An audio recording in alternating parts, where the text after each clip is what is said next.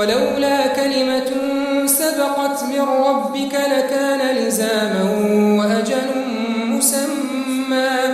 فاصبر على ما يقولون وسبح بحمد ربك قبل طلوع الشمس وقبل غروبها ومن آناء الليل فسبح وأطراف النهار لعلك ترضى ولا تمدن عينيك إلى ما متعنا به أزواجا منهم زهرة الحياة الدنيا لنفتنهم فيه ورزق ربك خير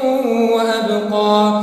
وأمر أهلك بالصلاة واصطبر عليها لا نسألك رزقا نحن نرزقك والعاقبة للتقوى وقالوا لولا يأتينا بآية من ربه أولم تأتهم بينة ما في الصحف الأولى ولو أنا أهلكناهم بعذاب من قبله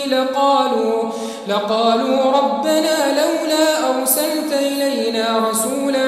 فنتبع آياتك من قبل أن نذل ونخزى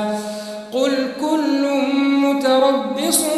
فتربصوا فستعلمون من أصحاب الصراط السوي ومن اهتدى.